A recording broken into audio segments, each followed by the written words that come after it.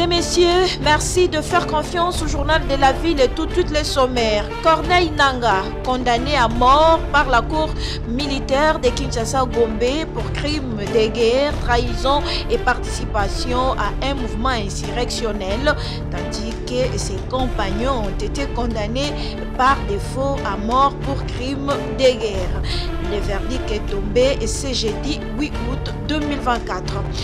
Élection du bureau définitif du Sénat. Toute personne sans invitation qui mettra les pieds au palais du peuple rencontrera la police sur son chemin, prévient le général Blaise Kilimbalima.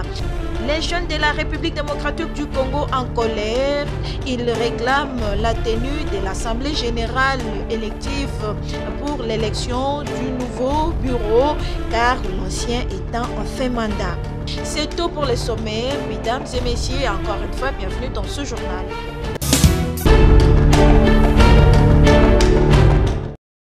Dans une interview accordée au journaliste Christian Lusakweno de Top Congo et Baudouin Ambawechi du site internet congoindépendant.com à Bruxelles, le président de la République, chef de l'État, Félix-Antoine Tshisekedi Tshilombo, a fait un tour d'horizon allant de sa santé à la situation socio-politique et sécuritaire du pays en passant par la justice. Parlons de sa santé, Félix-Antoine Tshisekedi rassure. Je vais très bien. En fait, j'ai tout simplement fait accepter une prise en charge de mon premier médecin de 2022 que j'avais invité à Kinshasa parce que je ne voulais pas bouger de Kinshasa, même s'il devait y avoir une intervention chirurgicale. Et donc, en le faisant venir, il a apprécié évidemment le matériel que nous avons à l'hôpital du Kantiachi, mais il a préféré, pour être sûr et couvert par ses assurances, que je vienne ici moi-même et qu'il examine cela. Ce que j'ai fait. Donc, dans le timing qu'il fallait, j'ai attendu de présider le dernier conseil des ministres du vendredi d'avant celui du 2 août dernier. Et puis, après, j'ai pris l'avion. Les examens se sont très bien passés et je devais observer un petit moment de convalescence pour pouvoir retourner. Et là, je suis en forme et prêt à revenir aux affaires. Le président de la République a réaffirmé sa volonté de réviser la Constitution. Écoutez, moi je suis toujours conduit par un seul leitmotiv, c'est le salut du peuple, c'est pour moi la loi suprême. Lorsque j'évoque des modifications que je juge utiles pour la bonne marche de la nation, du pays, je me préoccupe très peu de la polémique.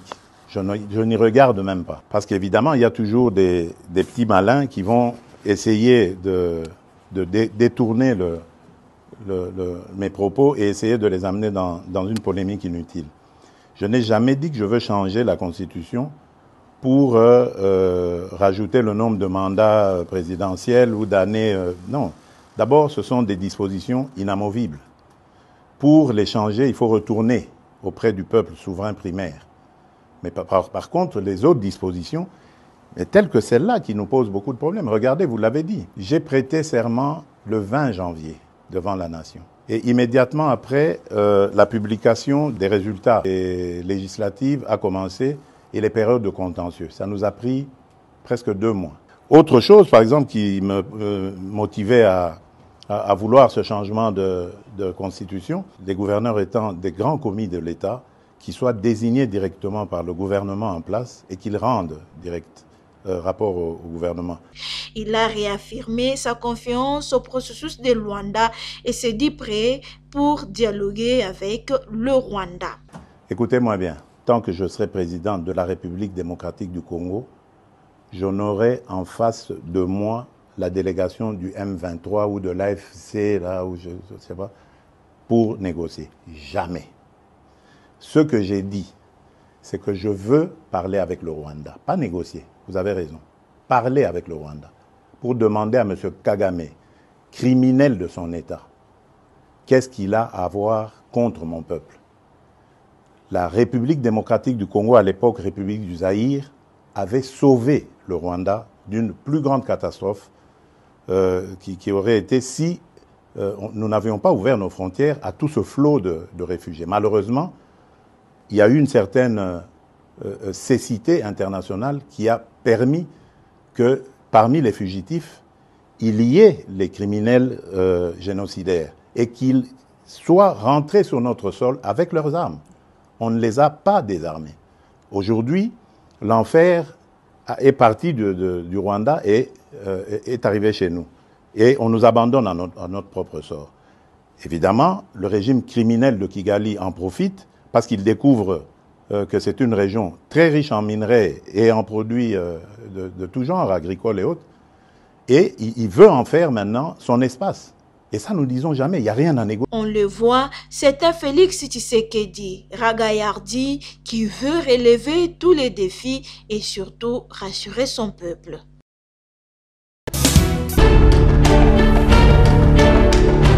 Nous devons rendre grâce à Dieu.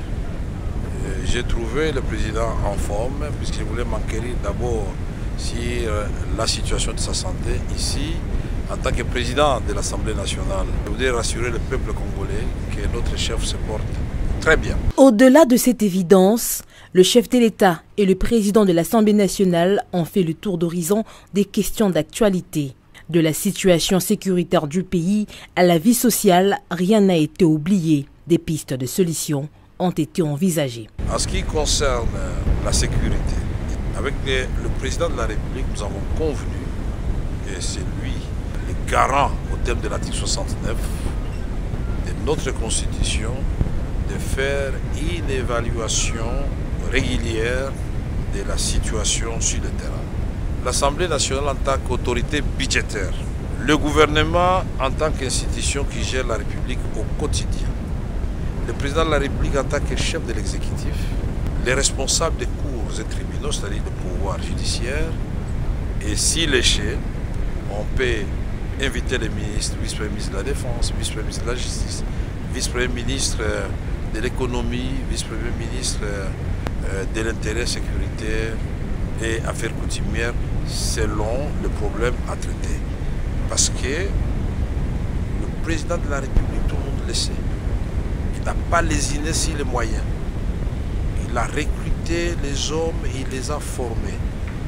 Il les a lotis des équipements pour faire face à cette guerre qu'on nous a imposée. Parce que nous ne sommes pas des vents à guerre. Nous n'avons jamais traversé la frontière qui nous sépare avec le Rwanda, ni la frontière qui nous sépare avec l'Ouganda. Nous voulons la paix, et la paix sur l'ensemble de la région des Grandes Lacs. Ceci dit, le président voudrait une transparence totale.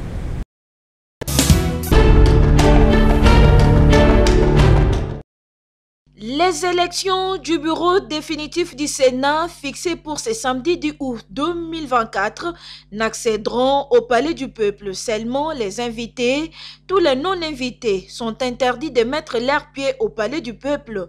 Des caméras de surveillance seront renforcées. Les récalcitrants seront traqués jusqu'à la maison, prévient le commissaire divisionnaire adjoint Police nationale ville-province de Kinshasa, le général Blaise Kilimbalimba, lors de la présentation des auteurs des troubles vécus au Palais du Peuple le mardi 6 août dernier. Il tient également de signaler que ces semeurs de troubles au Parlement ont été arrêtés la nuit de mercredi à jeudi et vont subir la rigueur de la loi. Le commissariat provincial profite de cette occasion pour demander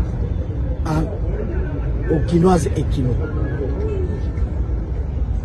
de ne pas, si vous n'êtes pas invité, de ne pas vous transporter ou vous amener à l'hémicycle du Palais du Peuple. Cet hémicycle est sécurisé. Et demain, elle sera encore hautement sécurisée. Ne peut y arriver que la personne qui a une invitation ou la personne qui va aller voter ou le personnel administratif de l'hémicycle. Vous n'êtes pas concerné. Empêchez-vous de vous y rendre parce que vous pouvez croire que vous n'êtes pas identifié, mais désormais nous opérons avec des caméras de surveillance. Vous arrivez là-bas, on vous visualise, on va vous chercher partout, même chez vous à la maison. C'est comme ces gens ici, on les apprenait chez eux, après avoir fait leur déplacement de l'hémicycle.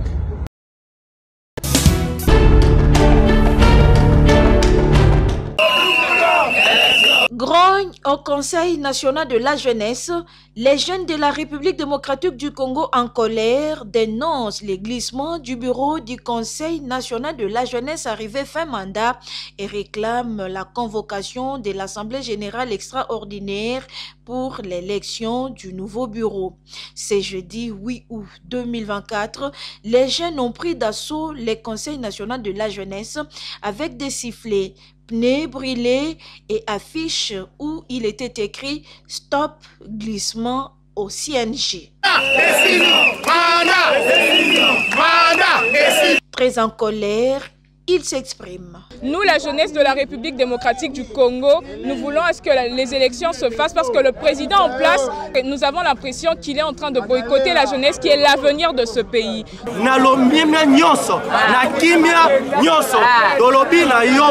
William Mukambila, au revoir.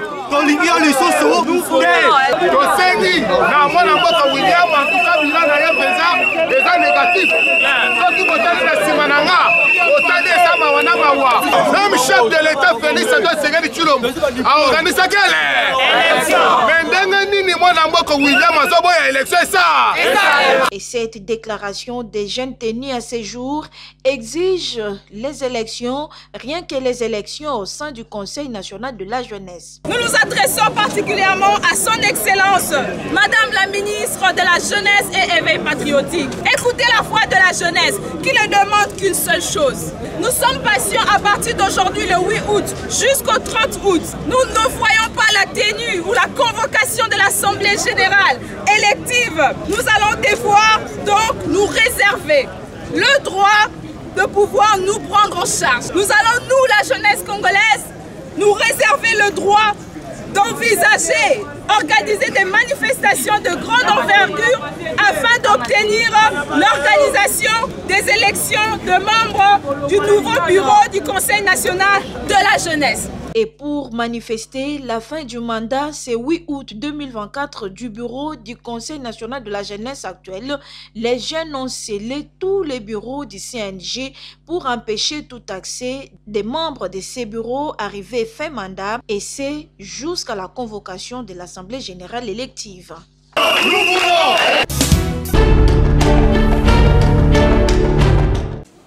Après les élections du 20 décembre 2023 en République démocratique du Congo, les femmes ne doivent pas baisser les bras. C'est ce qui ressort de l'atelier d'évaluation des élections de 2023 avec les femmes candidates et réflexion sur la pérennisation du cadre des dialogues multi-acteurs organisé ce mercredi 7 août 2024 par la synergie des femmes de la société civile CIFES dirigée par Rose Mushanga, dont le go a été lancé par Annie Matondo, directeur du cabinet de la ministre Genre, Famille et Enfants, Léonie Kandolo. Au cours de cet atelier d'évaluation, les femmes leaders de la République démocratique du Congo, avec un parcours élogié en politique, ont eu à partager leur expérience avec les femmes candidates.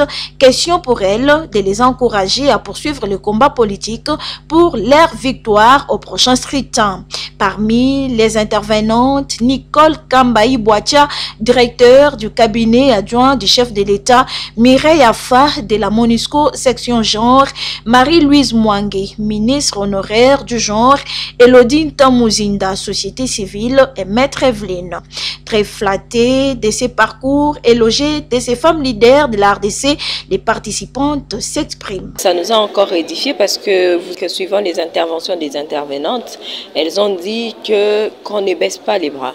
Malgré l'échec où on n'a pas été élu, mais c'est cette période où nous devons encore travailler plus sur le terrain. Rose Mushanga, coordonnatrice de la synergie des femmes de la société civile, revient sur la quintessence de cet atelier.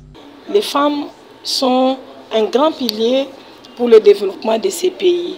Et nous sommes là en train de voir comment les femmes peuvent encore s'engager beaucoup plus Ça fait que nous avons maintenant un Premier ministre femme. Et ce Premier ministre femme ne peut pas faire la magie. Elle ne peut pas à elle seule travailler pour que les choses aillent mieux. Et donc nous les femmes, nous devons la soutenir. Comment nous allons amener notre pierre? Et notre pierre, c'est l'engagement des femmes politiques et des femmes de la société civile. 2028, c'est l'année des élections des femmes, rassure Rose Muchanga. Donc je demande à toutes les femmes qui se sont découragées de pouvoir se relever et dire nous allons construire sur les anciennes ruines. Nous allons construire sur notre échec passé. Nous allons construire sur nos faiblesses et alors nous allons transformer nos faiblesses en force. Et si nous transformons nos faiblesses en force, 2028 sera une année des élections des femmes.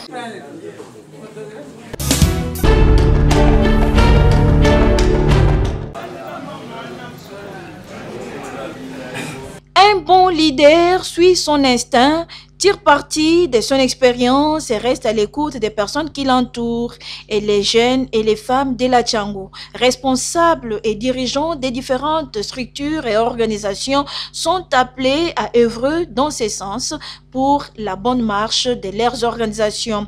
Voilà ce qui justifie l'ouverture ce mercredi 7 août 2024 d'une session de formation de renforcement du leadership en leur faveur dans la salle La Conscience de Kinkole, commune de Lancélé. Formation donnée par la Ligue de femmes pour le développement et l'éducation à la démocratie, l'IFDED, que dirige Grace Lula Amba.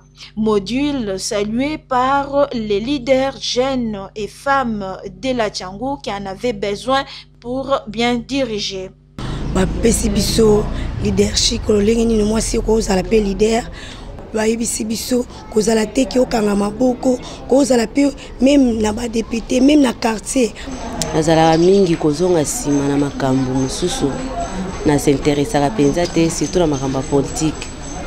Okola Mama Grace awuti kolobela biso sur leadership en tout cas epesinga lisusu makasi fortifier nga lisusu. Pour la Ligue de femmes pour le développement et l'éducation à la démocratie, ceux qui dirigent les autres doivent avoir un cœur. Les femmes, les hommes, les jeunes qui conduisent leurs associations au niveau de la base, leurs équipes, qui ont des clubs, qu'ils sachent comment mener à bien ces équipes-là, qu'ils sachent comment ils peuvent réussir à arriver aux objectifs qu'ils ont définis et comment ils peuvent vraiment partager la vision qu'ils ont avec leurs équipes. Être leader, c'est plus qu'un manager, poursuit la coordonnatrice. Être un leader, c'est plus qu'un manager. Nous voulons que les responsables des organisations à la base que l'IFDED conduit, leurs responsables ne soient pas des simples managers, mais qu'ils soient des leaders, qu'elle soit là, ou que lui soit là, ou qu'il soit parti, que sa vision ne meure pas.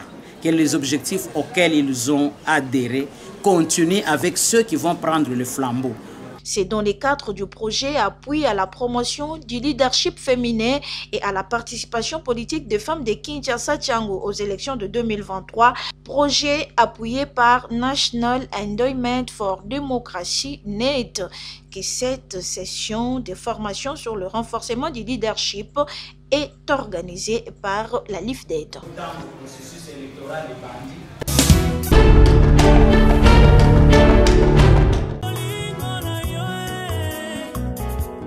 La famille Lomba a la profonde douleur d'annoncer aux amis et connaissances le décès de leur père et grand-père, Lomba Félicien Kamouedi, suite à une courte maladie. Le programme des obsèques se présente de la manière suivante. Lundi 12 août 2024, veillée mortuaire dans la salle Bethany sur le boulevard Lumumba, numéro 57, arrêt Bethany, commune de Massina. Mardi 13 août, levée du corps à la morgue de l'hôpital militaire de Kanchachi, commune d'Engaliema. Une messe d'action de grâce sera dite juste après à la paroisse Sainte-Famille en face du marché Liberté dans la commune d'Endjili, suivi de l'enterrement au cimetière de Nécropole de Ancélé. Les bains de consolation sera organisé après l'inhumation, toujours dans la salle Bethany à Massina sans fil. Ce communiqué est un lieu de faire part.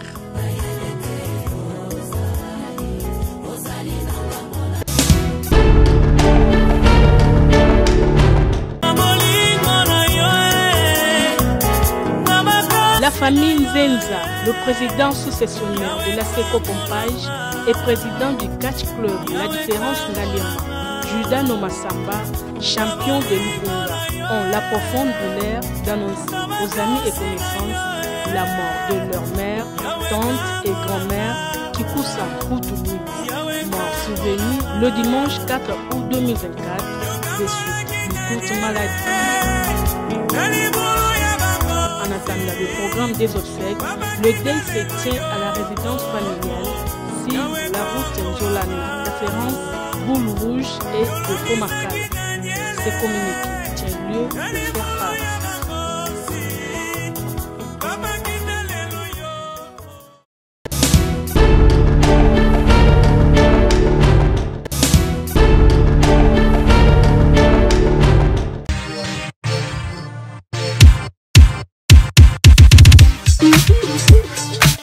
Quinoises et quinoises, vous qui aimez vous habiller classe et chic lors de vos événements, voici pour vous une seule adresse, boutique d'habillement Bedelium.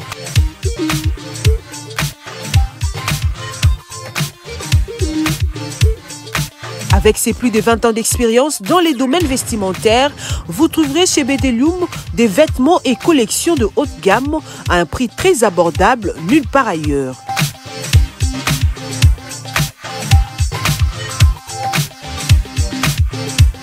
Des robes soirées, costumes pour hommes, cravates, chaussures hommes et femmes, des montres, ceintures, des pantalons tissus et jeans de très bonne qualité pour vous rendre sublime. Nous sommes aussi dans la parfumerie. Nous vous offrons de parfums de marque pour vous sentir bon. Notre adresse, trouvez-nous sur l'avenue des Écuries numéro 3 à Kitambo Magasin, référence Kin Marché et Hôtel Malébo. Chez Bedelium, bon chic, bon genre.